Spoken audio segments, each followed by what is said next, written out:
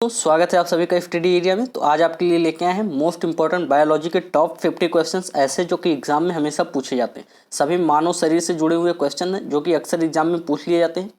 सारे one liner question है पर आपको बनाते चलना है, यानी कि आपको आंसर नहीं दिखेगा, आपको स्वयं से बनाना है, आपको ऑब्जेक्टिव नहीं मिलेगा। तो चलिए पहला क्वेश्चन देख लेते हैं। पहला क्वेश्चन है इजी, मॉडरेट, हार्ड तीनों लेवल के इसमें क्वेश्चन है। सो वीडियो को लास्ट तक जरूर देखिए, सबसे अच्छे क्वेश्चन आपको लास्ट में ही मिलेंगे। तो लाल रक्त कण का निर्माण कितने दिनों में होता है, कहाँ होता है? यहाँ मेनली ये बात पूछा हुआ है कि लाल रक्त कण आरबीसी का निर्माण कहाँ पे होता है। तो आरबीसी का निर्माण कहाँ पे होता है, सभी को पता होगा दोस्तों। चलिए जवाब देना है आपको। ये होता है आपके अस्थि मज्जा में। कहाँ होता है? आपके अस्थि मज्जा में, याद रखेंगे। अगला क्वेश्चन, लाल रक्त कण का जीवन काल कितना होता है? लाल रक्त कण का जीवन काल कितना होता है, सभी को उत्तर देना है। तो लाल रक्त कण का जीवन काल होता है 120 दिन। कितने दिन? 120 दिन होता है लाल रक्त कण का जीवन काल, सभी लोग याद रखेंगे। अगला क्वेश्चन है श्वेत कण यानी कि व्हाइट ब्लड सेल का जीवन काल कितना होता है? तो श्वेत कण व्हाइट WBC, तो WBC का जीवन काल कितना होता है? तो ये होता है आपका 1 से 4 दिन तक। ये भी याद रखेंगे। कितने दिन तक? 1 से 4 दिन। देखिए आंसर नीचे दिया हुआ है, आप देख लेंगे। अगला क्वेश्चन है श्वेत रक्त कण व्हाइट ब्लड सेल को क्या कहा जाता है? ये सबसे अच्छा क्वेश्चन है। श्वेत रक्त कण यानी कि व्हाइट ब्लड सेल को क्या कहा जाता है? दोस्तों आप क्या कह सकते हैं? तो इसको कहा जाता है आपका ल्यूकोसाइट। क्या हो जाएगा दोस्तों? ल्यूकोसाइट। अगला क्वेश्चन है लाल रक्त कण को क्या कहा जाता है? लाल रक्त कण, तो लाल रक्त को कहा जाता है आपको एरिथ्रोसाइट। क्या कहा जाता है? एरिथ्रोसाइट। और श्वेत रक्त कण को कहा जाता है ल्यूकोसाइट। लाल रक्त कण को एरिथ्रोसाइट और श्वेत रक्त कण को ल्यूकोसाइट। अगला क्वेश्चन क्या बनना है? शरीर का ताप नियंत्रक कौन होता है? शरीर का ताप नियंत्रक होता है आपका हाइपोथैलेमस ग्रंथि। क्या होता है दोस्तों? हाइपोथैलेमस ग्रंथि। अगला क्वेश्चन है मनुष्य की सर्वदाता रक्त समूह, सभी को पता होगा ओ, इसमें कोई बड़ी बात नहीं है, सभी को पता होगा। मनुष्य का सर्वग्राही रक्त समूह, ये भी सभी को पता होगा। AB, सभी को पता रहा होगा ये क्वेश्चन, इसलिए इस पर ज़्यादा टाइम नहीं लेंगे। अगला क्वेश्चन है रक्तचाप मापने की यंत्र को क्या कहा जाता है? ब्लड प्रेशर, जो ब्लड प्रेशर मापता है उस यंत्र को क्या कहा जाता है? जल्दी से इसका जवाब देंगे। तो दोस्तों ब्लड प्रेशर मापने की यंत्र को कहा जाता है स्फिग्नोमैनोमीटर। क्या कहा जाता है? स्फिग्नोमैनोमीटर। ये देख लेंगे, ब्लड प्रेशर नापने की मशीन। अगला क्वेश्चन है ब्लड बैंक क्या कहलाता है? ब्लड बैंक कहलाता है यानी कि हमारे शरीर में कौन सा अंग ब्लड बैंक कहलाता है? तो ये कहलाता है आपका प्लीहा। प्लीहा राइट आंसर हो जाएगा। अगला क्वेश्चन है भोजन का पाचन आरंभ होता है। भोजन का पाचन कहाँ से प्रारंभ होता है? कुल 50 क्वेश्चन हैं दोस्तों, सारे जरूर देख लीजिए। भोजन का पाचन आरंभ होता है आपके मुंह से। कहाँ से आरंभ होता है? मुख से। अगला क्वेश्चन है पचे हुए भोजन का अवशोषण कहाँ से होता है? तो पचे हुए भोजन का अवशोषण होता है आपका छोटी आंत में। क्या याद रखेंगे? छोटी आंत में पचे हुए भोजन का अवशोषण होता है। पित्त कहाँ से स्त्रावित होता है? क्या क्वेश्चन है? पित्त यानी कि बाइल कहाँ से स्त्रावित होता है? तो ये स्त्रावित होता है आपके यकृत यानी कि लीवर के द्वारा, याद रखेंगे। अगला क्वेश्चन है दोस्तों विटामिन ए से संचित होता है। विटामिन ए कहाँ पे संचित होता है? तो दोस्तों ये भी आपकी यकृत में संचित होता है। कौन? विटामिन ए, याद रखेंगे। विटामिन ए आपका यकृत में संचित होता है। अगला क्वेश्चन है शरीर की सबसे बड़ी ग्रंथि कौन सी है?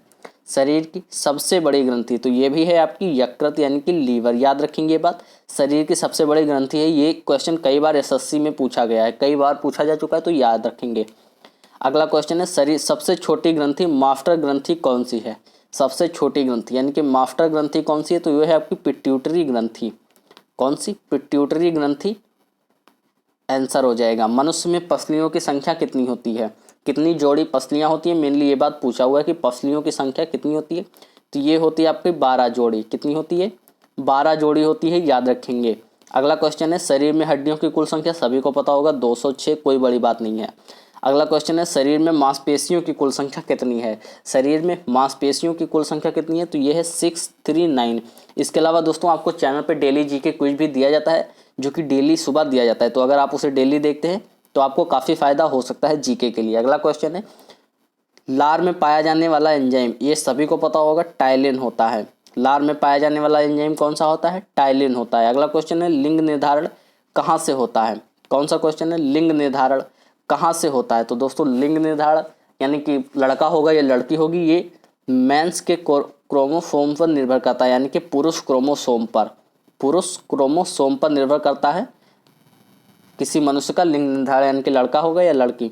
मनुष्य का हृदय होता है। मनुष्य का हृदय कितने कोष्ठ का होता है? तो दोस्तों मनुष्य का हृदय आपका 4 कोष्ठ का होता है। मनुष्य के हृदय में कितने कोष्ठ होते हैं? 4 कोष्ठ। और मेढक के हृदय में 3 कोष्ठ होते हैं।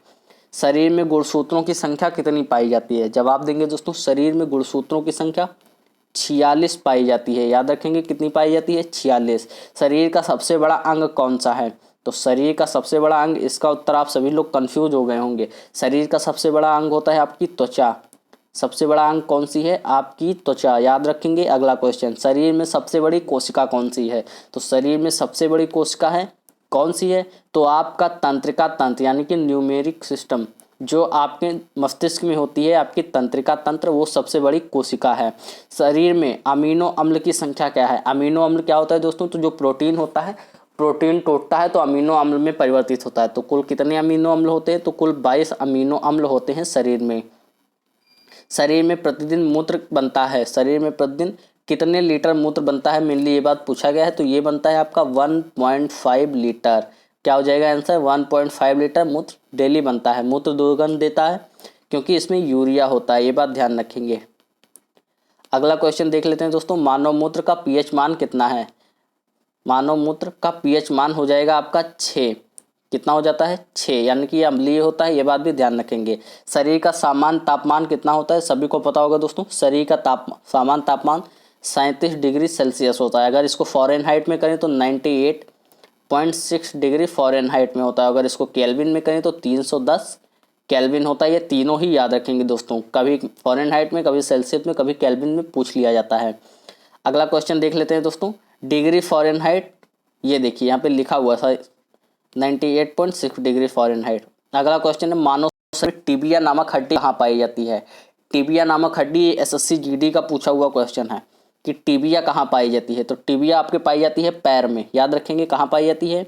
पैरों में। अगला क्वेश्चन है, दांतों और हड्डियों की संरचना के लिए आवश्यक तत्व क्या है? तो सभी को पता होगा दोस्तों, जो हमारे दांत और हड्डियां होती हैं वो आपकी किससे बनती हैं? कैल्शियम एवं फास्फोरस से बनती हैं। किससे? कैल्शियम एवं फास्फोरस से दांत एवं हड्डियां बनती है, बात याद रखेंगे। अगला क्वेश्चन क्या है, रुधिर को थक्का जमने में सहायक होता है। रुधिर का थक्का जमने में कौन सहायक होता है? तो ये सहायक होता है आपका प्लेटलेट्स। कौन? तो प्लेटलेट्स आपके सहायक होते हैं, प्लेटलेट्स। याद रखेंगे दोस्तों। अगला क्वेश्चन है, मस्तिष्क तथा सिर के अध्ययन से कौन संबंधित है? यानी कि मस्तिष्क तथा सिर का अध्ययन क्या कहलाता है? तो ये कहलाता है आपका फ्रेनोलॉजी। क्या कहलाता है दोस्तों? ध्यान से देख लीजिए, फ्रेनोलॉजी। अभी नीचे मिलेगा, ये देखिए फ्रेनोलॉजी कहलाता है आपका मस्तिष्क एवं सिर का अध्ययन। अगला क्वेश्चन क्या है दोस्तों, श्वसन के दौरान सर्वाधिक मात्रा में ली जाने वाली गैस कौन सी होती है? अभी आप सभी लोग ऑक्सीजन पे टिक कर रहे होंगे तुरंत, जबकि ये गलत है दोस्तों। श्वसन के दौरान सबसे ज़्यादा लिया जाता है आपका नाइट्रोजन। याद रखेंगे, नाइट्रोजन आपका आंसर हो जाएगा। अगला क्वेश्चन है, जीवित जीवाश्म कौन होता है? जीवित जीवाश्म कौन होता है? तो दोस्तों इसका नाम आप याद रखेंगे कि जो जीवित जीवाश्म कौन होता है, तो वो होता है आपका साइकस। साइकस एक जीवाश्म है जो कि जीवित होता है। जीवित जीवाश्म होता है आपका साइकस। अगला क्वेश्चन देख लेते हैं दोस्तों, मिनी माता रोग किसके कारण होता है? मिनी माता रोग किसके कारण होता है? सभी को पता होगा दोस्तों कि प्रदूषित जल के कारण होता है। तो जल प्रदूषित होता है, यानी कि जल में अगर मरकरी का प्रदूषण है तो उससे मिनी माता रोग हो सकता है, जल में मरकरी के प्रदूषण से। अगला क्वेश्चन देख लेते हैं, मानव त्वचा का अध्ययन करने वाली विज्ञान क्या कहलाती है? तो मानव त्वचा का अध्ययन करने वाली विज्ञान कहलाती है आपका डर्मेटोलॉजी। क्या कहलाती है? डर्मेटोलॉजी। अभी आगे लिखा हुआ मिलेगा दोस्तों, क्या कहलाती है? डर्मेटोलॉजी। ये है आपका मानव त्वचा का अध्ययन। अगला क्वेश्चन है, कीड़ों के अध्ययन करने वाली विज्ञान की शाखा को क्या कहते हैं? कीड़ों का अध्ययन करने वाले विज्ञान की शाखा को क्या कहा जाता है? ये कहा जाता है आपका एंटोमोलॉजी। क्या कहा जाता है? एंटोमोलॉजी। ये देखिए आंसर, कीड़ों का अध्ययन करने वाली। अगला क्वेश्चन है, पित्त किस अंग के द्वारा पैदा किया जाता है? अभी आपको ऊपर बताया है, यकृत के द्वारा पैदा किया जाता है। अगला क्वेश्चन देख लेते हैं, मानव शरीर में रुधिर बैंक का कार्य कौन करता है? क्या है दोस्तों? मानव शरीर में रुधिर बैंक यानी कि ब्लड बैंक का कार्य कौन करता है? सभी को पता होगा दोस्तों, अभी आपको बताया था। क्या बताया था? तो वो होता है आपका प्लीहा। प्लीहा बताया था दोस्तों। प्लीहा को ही और क्या कहा जाता है? तो तिल्ली कहा जाता है। अगला क्वेश्चन है कि शरीर में हीमोग्लोबिन का कार्य क्या होता है? शरीर में हीमोग्लोबिन का कार्य क्या होता है? तो दोस्तों सीधी सी बात है, ऑक्सीजन का परिवहन। किसका परिवहन? ऑक्सीजन का परिवहन यानी कि ऑक्सीजन को इधर से उधर ले जाना किसका कार्य होता है? तो हीमोग्लोबिन का कार्य होता है, ऑक्सीजन का परिवहन। हीमोग्लोबिन में क्या होता है? हीमोग्लोबिन में मेनली क्या होता है? तो दोस्तों हीमोग्लोबिन में मेनली आपका होता है आयरन यानी कि लोहा, याद रखेंगे ये बात। अगला क्वेश्चन देख लेते हैं दोस्तों क्या बन रहा है। मानव शरीर में खून किसके उपस्थिति के कारण नहीं जमता है? तो किसकी उपस्थिति के कारण खून नहीं जमता है मानव शरीर में? तो ये हिपैरिन की उपस्थिति के कारण नहीं जमता है। किसके कारण? हिपैरिन के, याद रखेंगे हिपैरिन के कारण मानव शरीर में खून नहीं जमता है। अगला क्वेश्चन है रुधिर के प्लाज्मा में किसके द्वारा एंटीबॉडी निर्मित होती है? अभी कोरोना के टाइम में एंटीबॉडी और प्लाज्मा का काफ़ी चर्चा हो रही, तो हो सकता है ये क्वेश्चन पूछा जाए। तो मानव रुधिर के प्लाज्मा में किसके द्वारा एंटीबॉडी निर्मित होती है? तो ये होती है आपका लिम्फोसाइट के द्वारा। किसके द्वारा? लिम्फोसाइट के द्वारा होती है, याद रखेंगे ये बात। लिम्फोसाइट के द्वारा एंटीबॉडी निर्मित होती है। अगला क्वेश्चन है लाल रक्त कणिकाओं का शमशान यानी कि किसको कहा जाता है? या ये कहा जाता है कि आत्महत्या की थैली किसको कहा जाता है? तो आत्महत्या की थैली और आरबीसी का शमशान या आरबीसी का कब्रगाह, कई सारे ऐसे क्वेश्चन, कई बार यही क्वेश्चन बदल बदल के पूछा गया है। बीपीएससी में भी एक बार ये क्वेश्चन पूछा गया है कि आरबीसी यानी कि लाल रक्त कणिकाओं का कब्रगाह किसे कहा जाता है? तो ये कहा जाता है आपके प्लीहा को। किसको कहा जाता है? प्लीहा, याद रखेंगे। अगला क्वेश्चन है क्रेब्स चक्र में किसका संश्लेषण होता है? क्रेब्स चक्र में किसका संश्लेषण होता है? तो ये होता है आपका पाइरुविक अम्ल का। किसका होता है? पाइरुविक अम्ल का होता है क्रेब्स चक्र में संश्लेषण। अगला क्वेश्चन है मानव शरीर में यूरिया का निर्माण कहाँ होता है? तो मानव शरीर में यूरिया का निर्माण सभी को पता होगा, यकृत में होता है। कहाँ होता है? यकृत में। अगला क्वेश्चन है रक्त की अशुद्धियाँ किस अंग में जाकर क्षमती हैं? रक्त की अशुद्धियाँ किस अंग में जाकर क्षमती हैं? सभी को पता होगा, जो हमारे वृक्क होते हैं यानी कि किडनी, वहाँ रक्त क्षमता है, सभी को पता होगा। अगला क्वेश्चन देख लेते हैं श्वसन की क्रिया कहाँ संपन्न होती है? श्वसन की क्रिया कहाँ संपन्न होती है? तो ये माइटोकॉन्ड्रिया में होती है। कहाँ होती है दोस्तों? माइटोकॉन्ड्रिया में। तो इस तरह से सभी 50 प्रश्न यहीं पे खत्म होते हैं दोस्तों। आज का ये सेट आपको कैसा लगा कमेंट करके जरूर बताइएगा। आप चैनल पे एक बार जाके जरूर देखिए, आपको डेली जीके कुछ दिया जाता है। चलिए मिलते हैं अगले वीडियो में, तब तक के लिए जय हिंद, जय भारत।